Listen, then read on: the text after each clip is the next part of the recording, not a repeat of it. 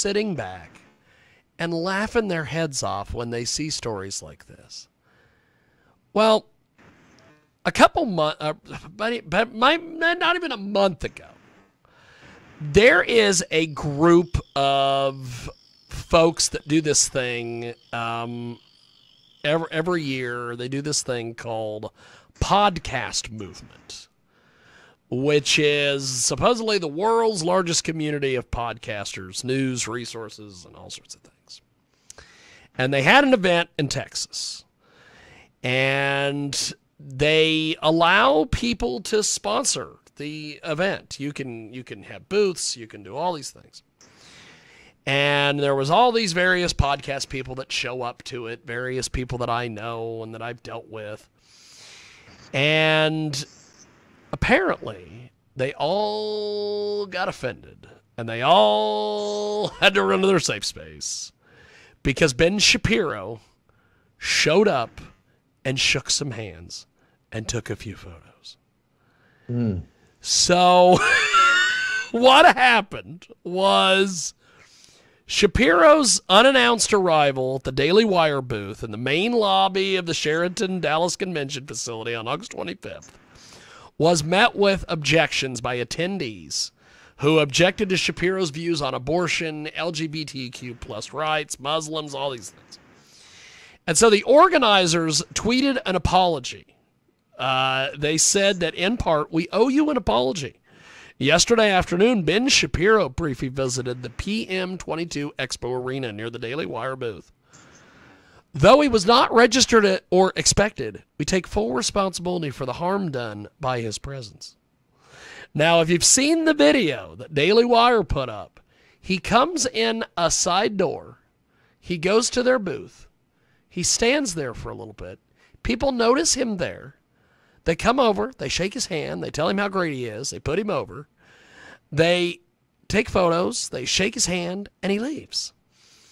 So then these people put this tweet out, and then they said there's no way around it. We agreed to sell the Daily Wire a first-time booth based on the company's large presence in podcasting.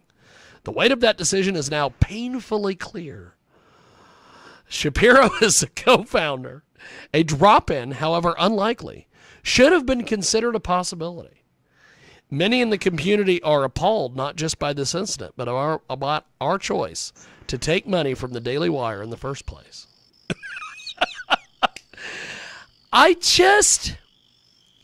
When we have situations, like, for instance, over there in Europe with IQ Al-Rassouli, where you've got Muslims and all sorts of people from other lands coming in and just crashing.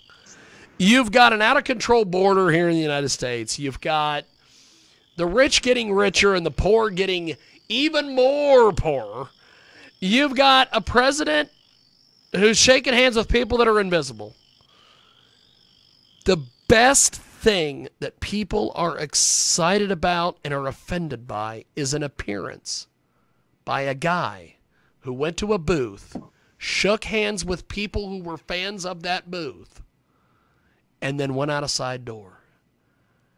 What in the world is going on, Dan? Going mad.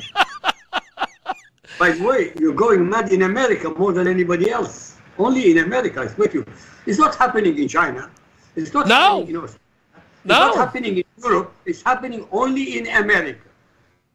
And see, this is the thing that I just, like, for instance, another thing that was posted here was the creator of some podcast that I've never heard of, and they've probably won 95 awards by this point.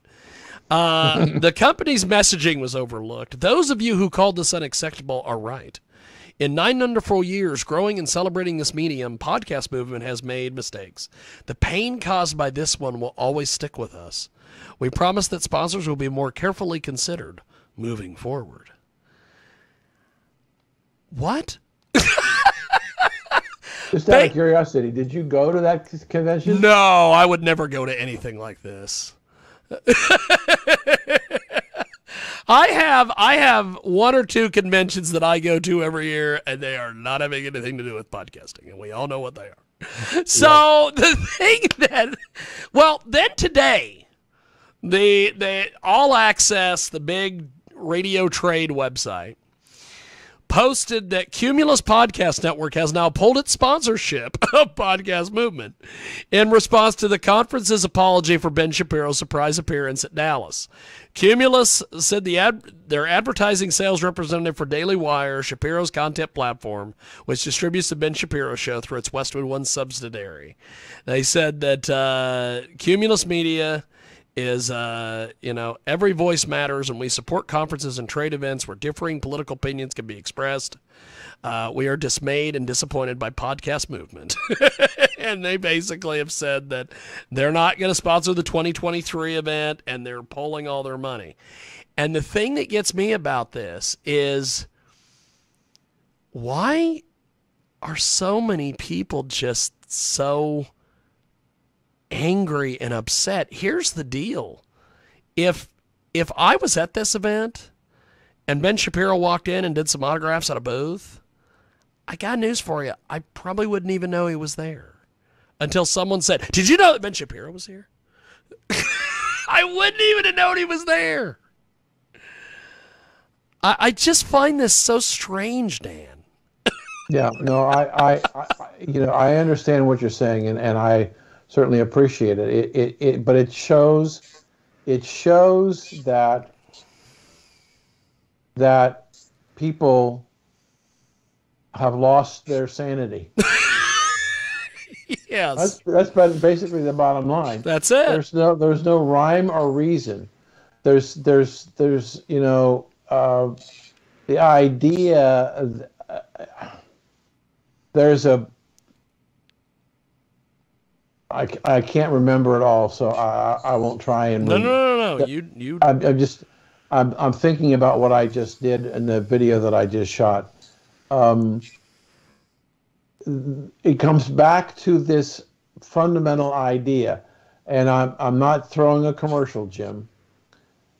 It's the reason why I founded Blacks and White, the network, because I believe that the Democrats and the far left were absolutely convinced that they had to destroy the freedom of speech of the American people and broadcasters. And so, as a,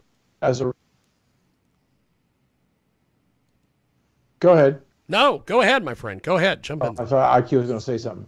I never said anything. So I look at it and I say that what happened is that those people were in the woke club. Oh, I can guarantee you that. Yeah, and so the idea is that if you're a member of the woke club, what we say has to be the truth. And anybody who doesn't agree with our truth doesn't have a right to speak. Yeah. That's not what the Constitution says. Freedom of speech is the ability for people to express their opinion. And they don't necessarily have to agree with everybody else. So what happened is, in the first 6 months of the Biden administration, wokeness went bizarre. It went berserko, because they were able to tear down statues. They were throw out books. They were able to do a lot of things, even though they were the minority. And when the pendulums began to swing back the other way against them, they became enraged. How dare you? Yes. We are the authority. You can't take this away. You can't do this.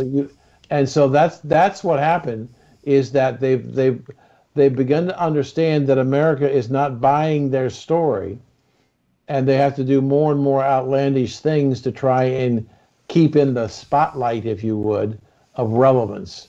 And they're becoming more and more irrelevant every day.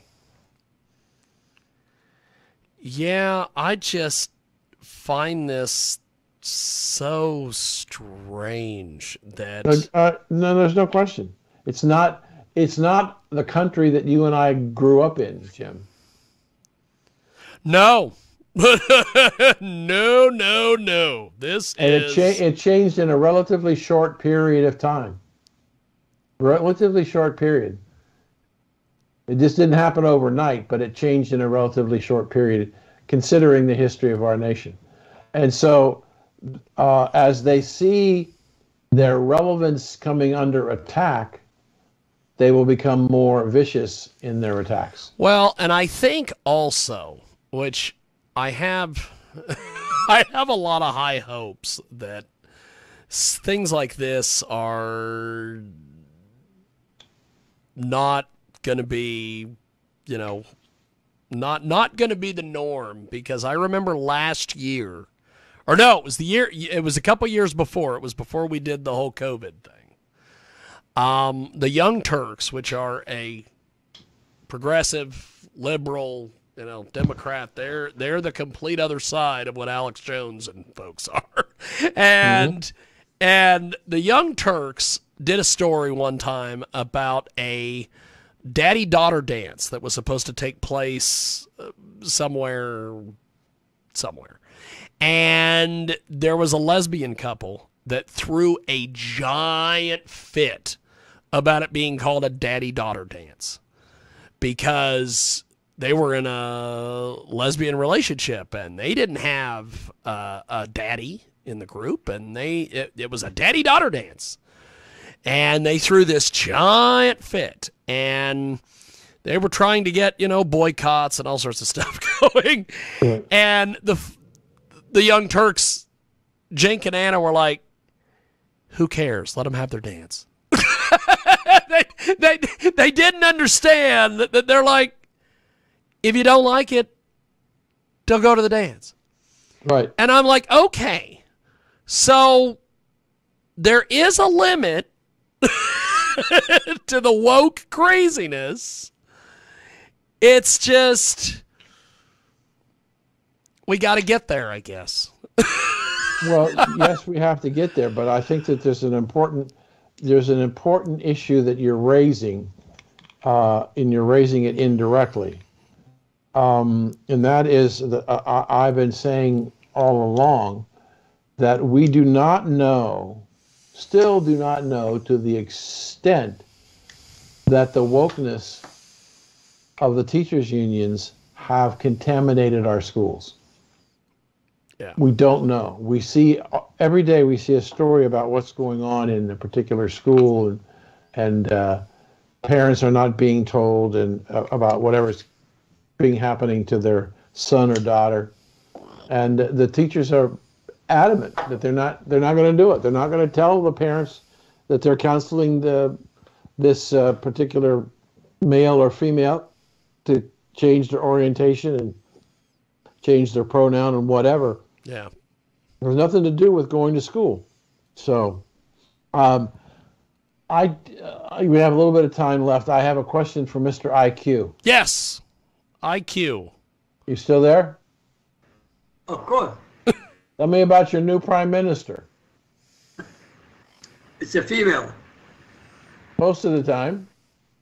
Well, listen, these days you have to be careful what you say. You gotta be careful. I heard her described today as, quote, a light Maggie Thatcher. She will never be even a shadow of Margaret Thatcher. Yeah. Nobody on earth, a female, can be like Nobody Margaret on Thatcher. earth. No, honestly, I'll tell you something. The what do you call it? The chemistry between Margaret Thatcher and Ronald Reagan caused the destruction of the Soviet Union. Right. See, we agree. Already we agree. She's a light. She's not only light. She was in the Independent Party or Liberal Party, and now she went to Conservative Party. But her mind is liberal. Same shit as Biden. Forget so it. they were talking today, when they were talking about her. Yeah. The side story was what it's going to cost Brits to heat their houses in the winter. It's not only the Brits. People keep forgetting. The whole of Europe, by the way, as we are speaking, each European leader now is thinking independently from the EU group, because each European nation is suffering. And they don't want to be suffering this winter. Yet they are going to suffer very badly this winter. And the only one who's winning at the moment is Putin. Putin is winning, no question. We're not discussing the war. We're discussing the economy. He's winning. Yeah, the story was today that he had found places to sell all the natural gas that that they were going to ship through the pipeline that they shut down to Germany. I think it's NORAD. Excuse me, NORAD 1 and NORAD 2 is the one they shut down, and the ruble is at a near-term high against the dollar. But the other story that came out of England today, out of London, was Harry and Meghan are back in town. Who? Oh, yeah. Who? Exactly. Okay. Exactly. Big deal. Absolutely big deal. Two schmucks. Two schmucks. That's awesome. Meghan is speaking to somebody either tomorrow or the next day. She's going to straighten out the British people about I don't know, global warming or something. Anyway, she's going to be talking about it. There were a lot of people, I guess, in London thinking that maybe the Queen should take away their royal titles. They should. They don't belong anymore. They abdicated, actually. They actually abdicated. I mean, there is no reason for them to have any royal titles at all. She should take it away. Yeah, I agree. And the castle or estate that Harry and Meghan are going to stay in is on the grounds of Windsor, and the other prince has moved his family there some months ago, and they'll be within a half mile of each other, but they're not expected to see each other. Big deal. Bloody hell. Listen, Big I've got deal. more important things on my mind. Big deal. Yeah, I've got much more important things on my mind.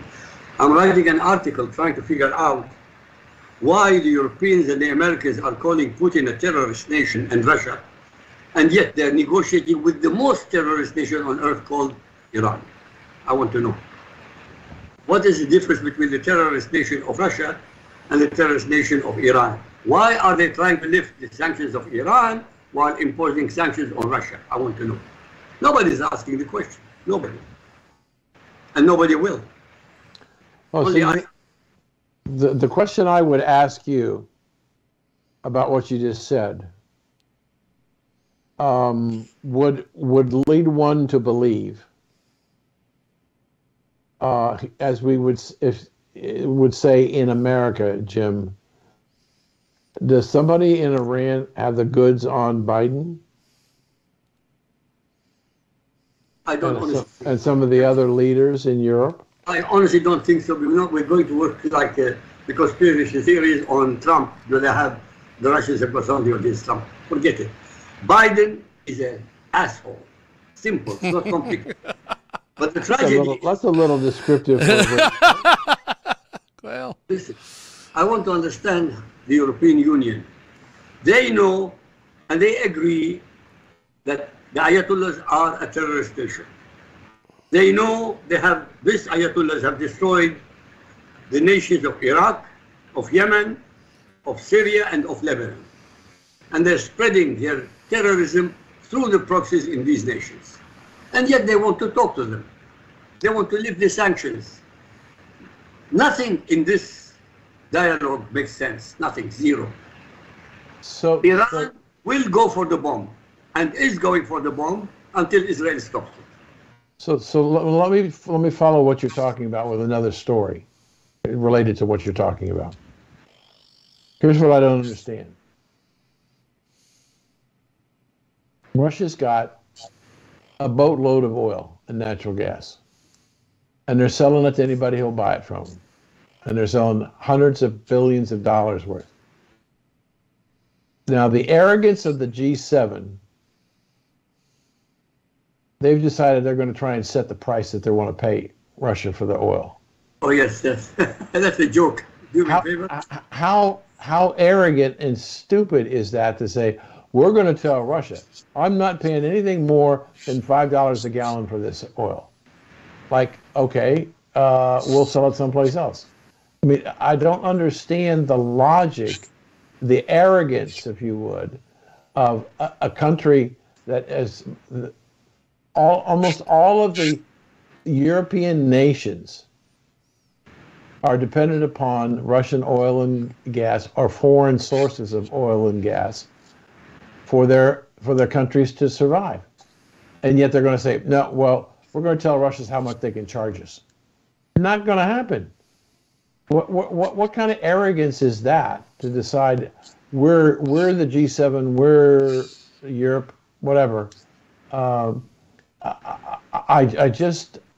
don't see how or where this idea came from that they could tell the Saudis, the Iranians, the Venezuelans, everybody that's got the oil except the U.S.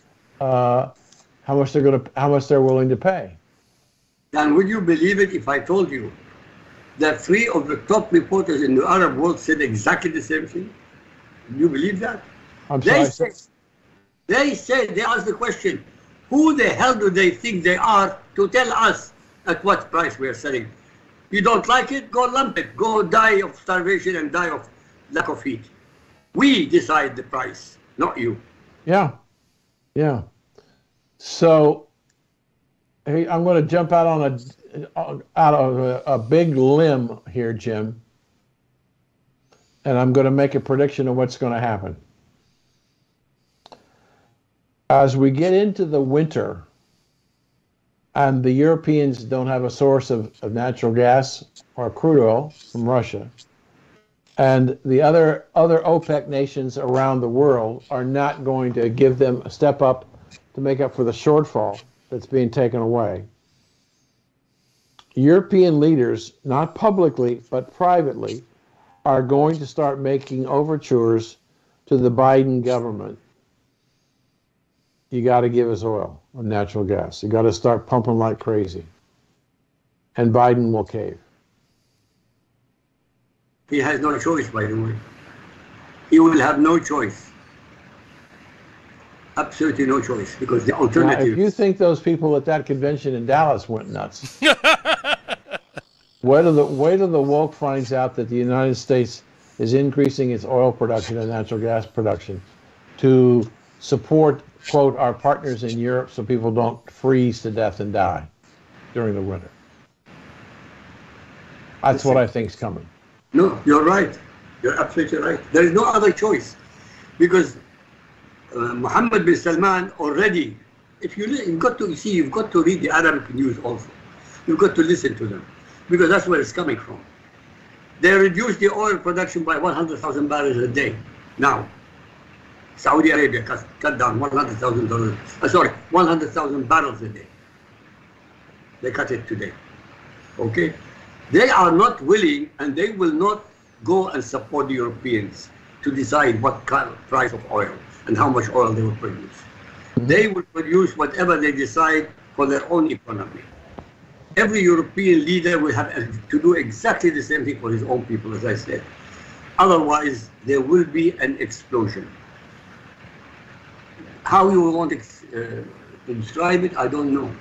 But it will be. And the only place in the world that can supply it is the United States of America. Is the United States. Absolutely. Back to Trump. Exactly the same. Back to Trump. America will have to be the greatest producer of oil and gas in the whole of the world, to supply the whole field. No question. Yeah, there's no question. Absolutely no question.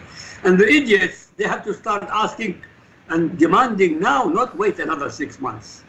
They have to do the coercion now, immediately, now that we're talking to you and I and Jim.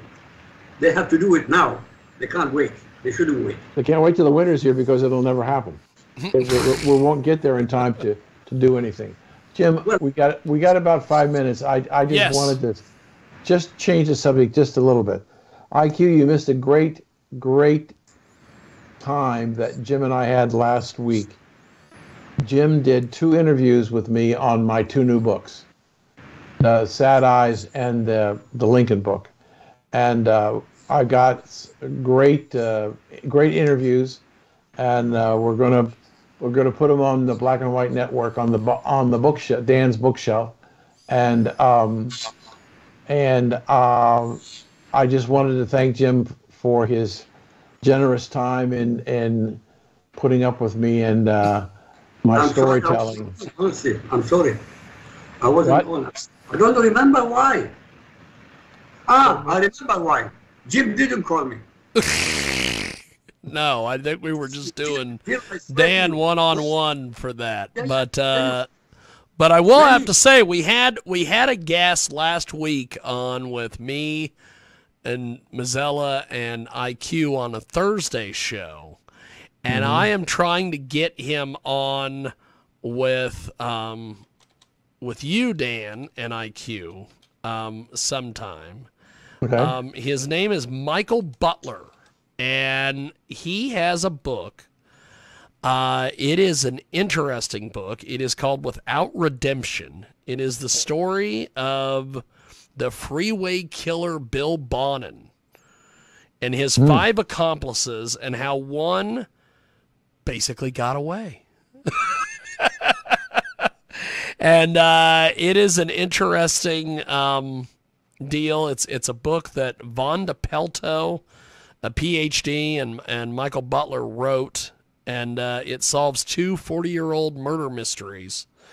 And I'm going to see if I can get Michael on with us sometime very soon, because I think you would be fascinated with this story, Dan. Yeah, it sounds like it. Sounds like it is. Dan, would you send me a link to your show? I'm sorry? IQ wants a link to be able to listen to the interviews.